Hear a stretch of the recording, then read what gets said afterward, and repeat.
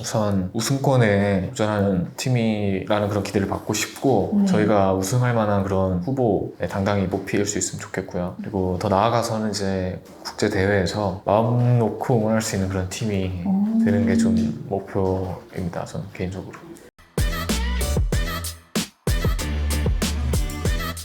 Hey guys, this is Ashley Kang of Horizon Esports and I'm joined by Viper, the bot laner of Hana Life Esports, as we celebrate the end of 2024 MSI and soon look forward to the beginning of the summer season. 안녕하세요. 안녕하세요. 네, 마지막으로 롤파크에서 인사드리고 조금 오랜만에 뵙는 것 같습니다. 잘 지내셨나요? 시간이 꽤 많았어가지고 잘 지냈습니다. 네. 최근에도 휴가를 가졌다고 알고 있는데 좀 길었다고 표현하시는 휴가를 전체적으로 무엇을 하면서 보내신 것 같아요? 우선 경기 결승 진출전 끝나고는 좀 많이 휴식을 취했고 잠도 많이 잤고 그리고 그 뒤에는 이제 게임도 좀 하면서 시간을 보냈던 것 같고요. 최근에는 MSI 좀 챙겨보면서 그렇게 지냈습니다. 그렇지 않아도 저희가 5월 20일에 이 인터뷰를 진행을 하고 있고 바로 어제 청도에서 젠지와 BLG의 결승이 있었거든요. 젠지가 3대1로 이기기도 했는데 지켜보셨다니까 어떻게 결승을 좀 감상하셨는지도 궁금하네요.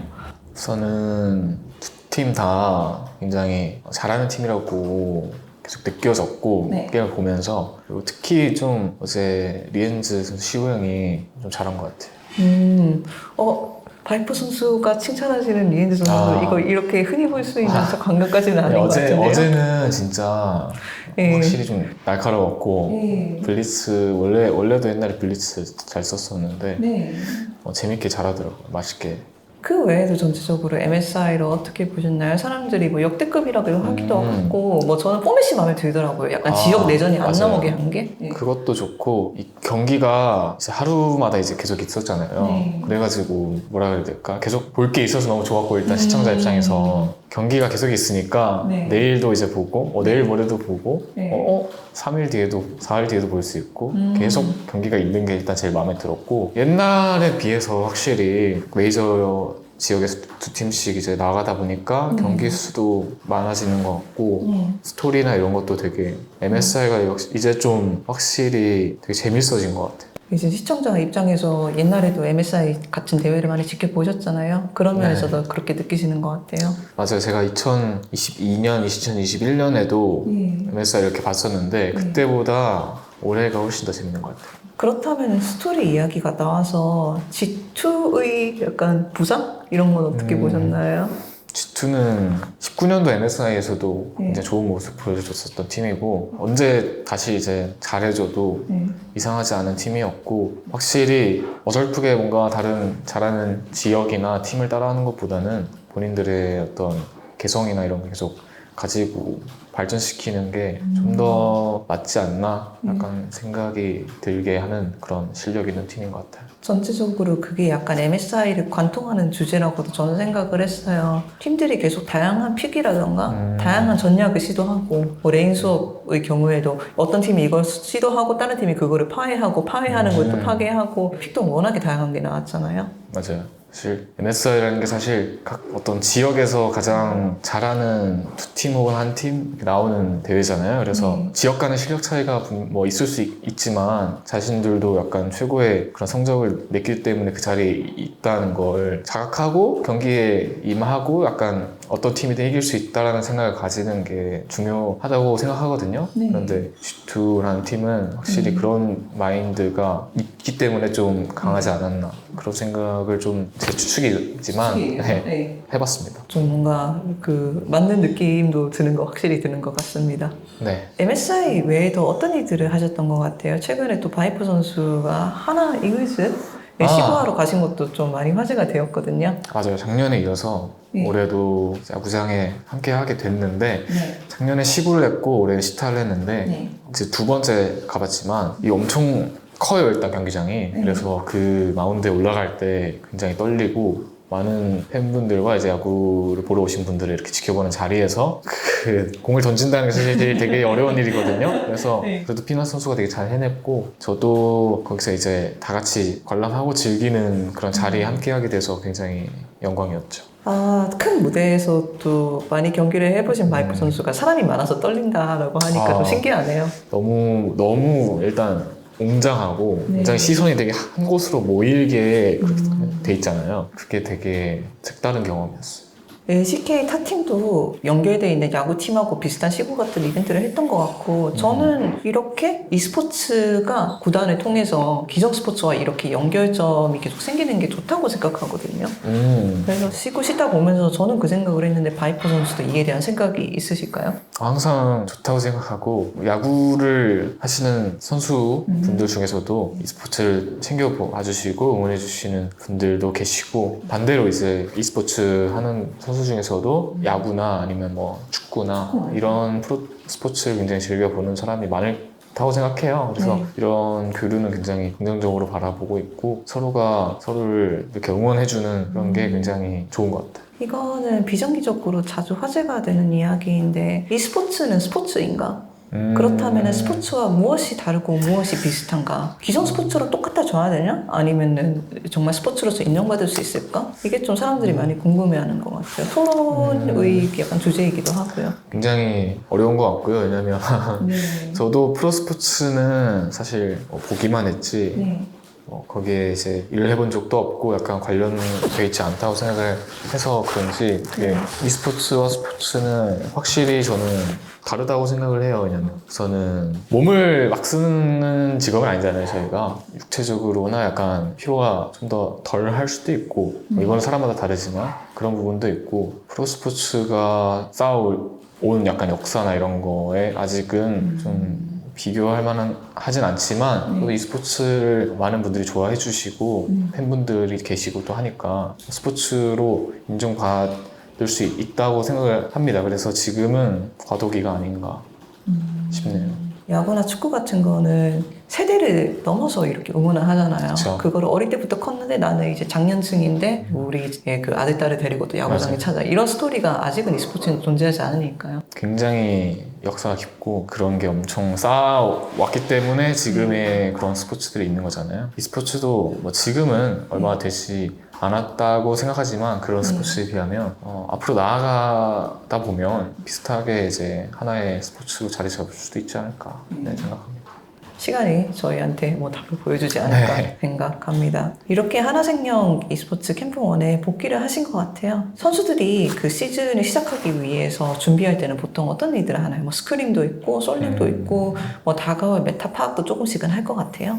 선수마다 이건 다르고 팀마다 다르지만 저는 막 이제 프로가 선수를 시작했을 때는 휴가 때나 뭐 시즌 때나 똑같이 약간 솔로 랭크를 굉장히 많이 했었고 지금은 그때랑 비하면 확실히 많이 달라졌고 네. 좀 휴식에 저는 초점을 많이 두는 편이고요. 쉴 때는 네. 꼭 푹 쉬자 약간 네. 이런 생각이 많이 들었고 어느 순간부터 네. 아마 LPL에 간 후부터였던 것 같아요. 그래서 그때부터는 좀 휴가 때는 거의 롤 안 하고요. 저는 해도 뭐 게임을 해도 다른 게임을 하거나 약간 이런 식으로 친구들과 시간을 보내거나 그렇게 푹 쉬는 걸 선호합니다. 저는.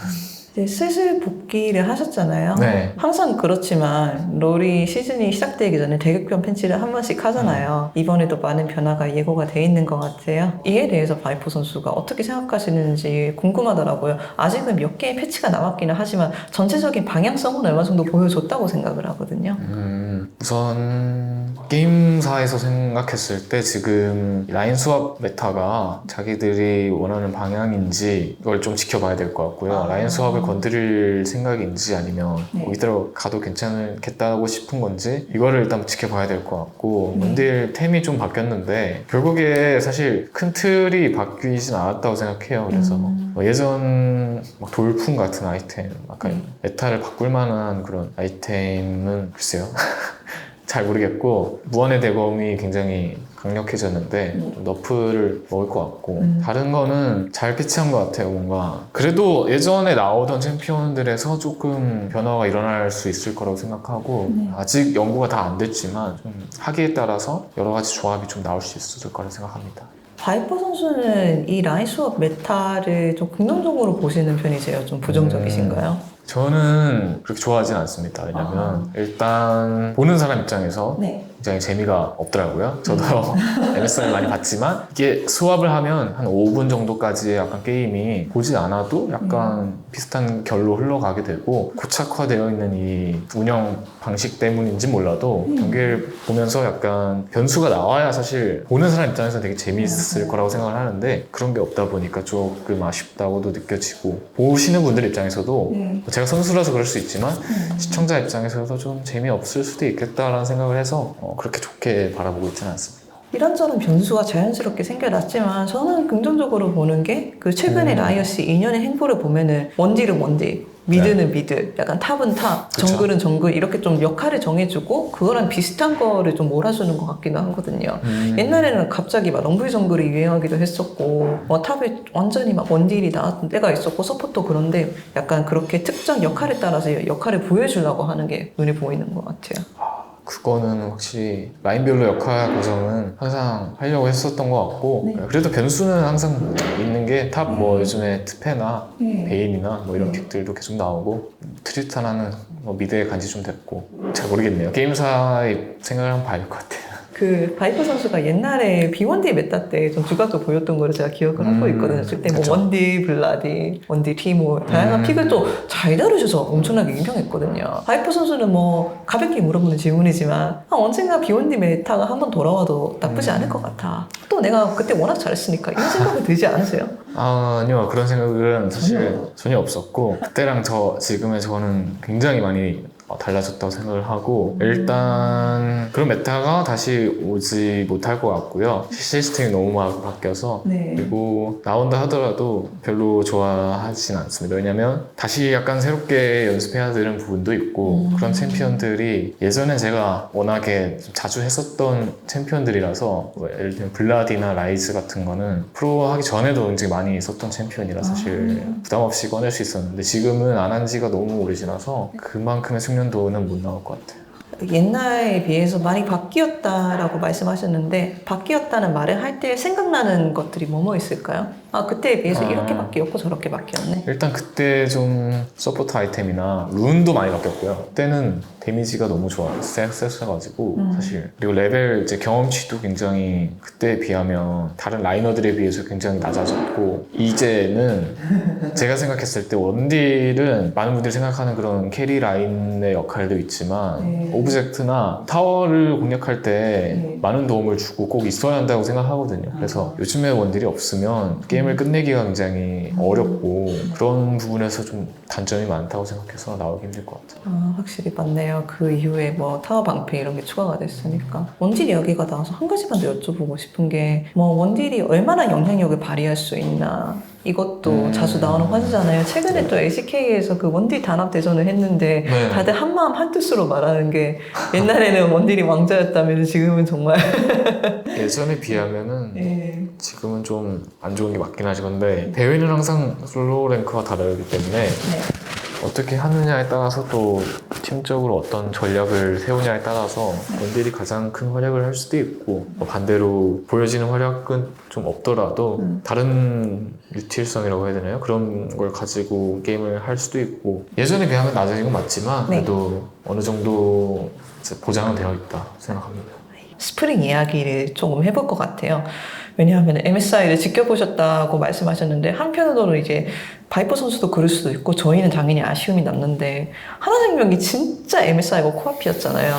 그쵸. 네, 최종 결승전까지 갔지만 아쉽게도 패배하시면서 T1과 젠지가 MSI 진출하고 하나생명은 그 티켓을 놓치게 됐는데 맨 처음으로 돌아가 볼게요. 그 스프링이 시작할 때 바이퍼 선수 그리고 제카 선수가 재계약을 하시고 새로운 멤버들도 많이 들어오면서 화제가 됐잖아요. 스프링을 시작할 때 바이퍼 선수 각오는 어땠는지 궁금하네요. 좀 옛날부터. 항상 시즌 시작 전에는 저는 최고를 목표로 삼고 우승을 항상 목표로 하고 준비를 해요. 그래서 이번에도 당연히 우승이 목표였고 꽤 근접했다고 생각하지만 확실히 그 두 팀에 비해서 그게 저희가 부족한 부분이 있었고 그것이 좀 잘 보여지면서 아쉽게 탈락을 했다고 생각합니다. 시즌도 약간 굴곡이 있었잖아요. 뭐 메타도 살짝 바뀌면서 뭐 올라왔을 때도 있고 내려왔을 때도 있고 결정적으로 최종 결정전까지 가게 되었는데 결정적으로 그 경기를 어떻게 기억하고 계신지 조금 궁금하네요. 선 시즌 이제 처음 합을 맞추는 단계에서는 네. 확실히 네. 밖에서 보였던 것처럼 우여곡절이 좀 많았던 것 같고 자세히는 얘기할 수 없지만 경기력으로 그게 보였다고 생각해요. 사실 좀 이겨도 좀 불안한 경기가 많이 있었고 네. 그런 게 쌓이면서 처음에는 좀 헤맸다고 생각하지만 갈수록 저희의 색깔을 찾고 어떻게 하면 더 승리를 쟁취할 수 있을까를 많이 고민을 팀적으로 많이 했고요. 그래서 잘 맞아떨어져 가는 과정에서 네. 좀 뒷심이 좀 부족했고 결승 진출전은 상대가 저희보다 좀 더 어떻게 하면 우리한테 좀 더 좋은 조합을 갖출 수 있을까, 어떤 플레이를 해야 좀 더 우리가 힘들까 이런 걸 많이 고민한 것 같고 상대가 플레이를 그날 저희보다 더 잘한 것 같습니다. 맨 처음에부터 T1이 이기기도 하셨잖아요. 첫 경기요? 네, 첫 플레이 맨 처음에. 네. 플레이오프 이제 처음 만났을 때는 승리했었고 했지만 사실 T1이라는 팀은 언제 만나도 사실 이길 거라고 장담하기 쉽지 않은 그런 팀이라고 생각해요. 다전제에선 더더욱이. 그래서 처음 이겼지만 다시 만났을 때 무조건 이긴 이런 생각은 진짜 한 번도 해본 적이 없고 그때 이기면 내일이 결승전이었는데 그런 거 생각 안 하고 그냥 오늘 진짜 죽도록 해야겠다 약간 이런 생각을 했습니다. 그쵸. 해외 대회 진출이 달려있는데요. 그쵸. 네. 자세하게는 못 말해 주신다고 이제 못 박아서 말씀을 해주셨지만 그래도 사람들이 궁금해 할 부분이라서 대략적이라도 제가 여쭤볼 수밖에 없는 것 같아요. 하나생명이 어떤 일들을 겪었고 어떤 것들을 문제라고 파악하고 풀어나가려고 했었고 어떤 노력이 있었는가 사람들이 물어볼 것 같기는 하거든요. 사실 롤 경기는 보통 이제 팀적으로 봤을 때는 팀적인 문제로 생각한다면 메타 파악이나 사실 챔피언 티어 정리 이 두 개가 가장 많이 거론되고 좀 문제가 좀 많이 발생하는 것 같아요. 그런 문제가 저희에게도 있었었고 팀마다 티어가 확실히 조금씩 다르지만 좀 그런 정리가 아직 완벽하게 되지 않았었던 것 같고 그게 왜 그러냐면 사실 연습 단계나 아니면 대회에서 저희의 플레이가 생각한 대로 나오지 않게 되면 좀 정확한 그런 구조 파악이 어려웠다고 생각해요. 그래서 그런 게 좀 이어진 것 같고 결과론적으로 봤을 때는 저는 선수 입장에서 봤을 때 개개인적인 약간 실수나 그런 플레이에서 나오는 미스가 그런 거에 영향을 끼치지 않았나 싶습니다. 한 가지만 여쭤볼게요. 하나생명이 제카 선수를 필두로 다른 팀들에 비해서 메타를 소화할 수 있는 방법이 조금 이질적이었잖아요. 좀 단도직입적으로 말하자면 스프링은의 좀 메이지 메타였던 것 같고 제카 선수는 오히려 제 두각을 보여냈던 모습이 요네 이런 것들이 있었고 실제로 플레이오프에 좋은 모습을 보여주기도 했거든요. 그래서 팬들이 그 하나생명이 기존 존재하는 미드 메이지 메타를 시도를 해야 된다. 아니다 하나생명도 선수들만의 장점이 있으니까 그 자신만이 맞는 메타를 개척을 해야 된다. 이렇게 좀 두 가지 해석이 존재하더라고요. 어느 쪽의 끝에는 가까웠던 것 같아요? 사실 이건 정답이 정해져 있는 약간 그런 질문인 것 같고요. 왜냐하면 사실 롤은 이기면 다 된다고 생각해요. 저는 사실 롤이 아니더라도 다른 e스포츠 또 마찬가지고요. 메타라고 생각되는 그런 어떤 흐름을 따라가는 게 사실 대부분 맞다고 생각하지만 그렇지 않아도 되는 방법이 하나 있거든요. 그냥 다 이기면 되는 건데 그러지 못했고 일단 확실히 저희의 해석이 물론 맞았을 수는 있어도 제가 생각했을 땐 좀 한 박자 느린 감이 있었고 저희가 다른 LCK 선호하는 픽들이나 이런 것에 좀 따라가려고 하지 않았던 것도 좀 있고요. 저희가 잘하는 것 위주로 게임을 풀어나갔던 적이 좀 많았던 것 같아요. 말씀하셨듯 롤은 진짜 팀게임이고 선수들끼리 소통하고 타협점을 찾아가고 앞으로 나아가는 게 정말 중요하다는 게 자주 느껴지거든요. 바이퍼 선수는 오랫동안 이제 뛰셨고 다양한 팀에서 활동을 하셨잖아요. 이런 것들에 접근하는 방식에 있어서 옛날과 많이 달라졌다고 생각하세요? 저는 한 번 이제 다른 지역에 갔다 와서 그런지 잘 아직 모르겠습니다.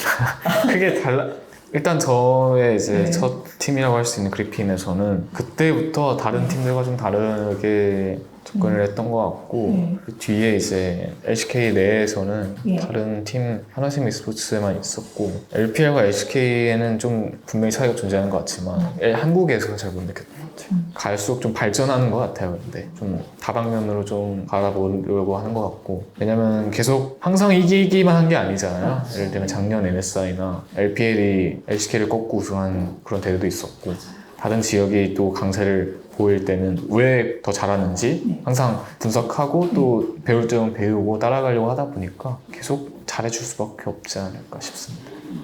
여쭤본 게 이게 궁금한 점이 있어서 그런 것도 있는 것 같아요. 오래 뛴 선수들의 경우에는 네.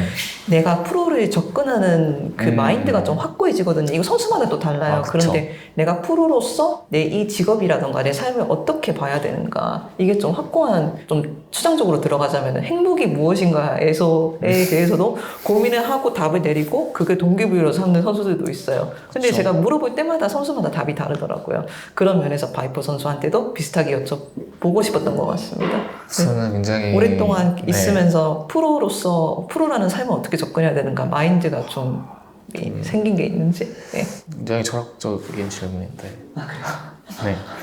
사실 저도 행복이란 무엇인가요? 그건 사람마다 다르지만 우선 저는 이제 이루고자 하는 그런 목표와 꿈이 있고 그걸 제가 생각했을 때 아직 이루지 못했다고 여기고 그걸 꼭 해내고 싶어요. 왜냐면 그게 이제 저의 삶의 원동력이기도 하고 또 계속 프로를 할 수 있는 동기부여이거든요. 그리고 그 가정 속에서 행복을 찾는 게 굉장히 쉽지 않은 일인데 이거는 사람마다 좀 방식이 다른 것 같아요. 좀 사소한 것에서 잘 행복을 찾는 사람이 있는가 하면 어떨 때는 좀 원하고자 하는 목표를 꼭 이루어야만 그걸 좀 느끼는 사람도 있는 것 같고 저는 좀 예전에는 그런 우승이라는 그런 목표에 많이 얽매였었고 굉장히 좀 갈망을 했었는데 요즘에는 다른 그런 부분에서도 행복을 찾을 수 있어야지 심리적으로나 좀 건강하게 살 수 있을 것 같다는 생각이 들어서 그런 노력을 좀 많이 해보고 있습니다. 아직 잘 하진 못하는 것 같은데.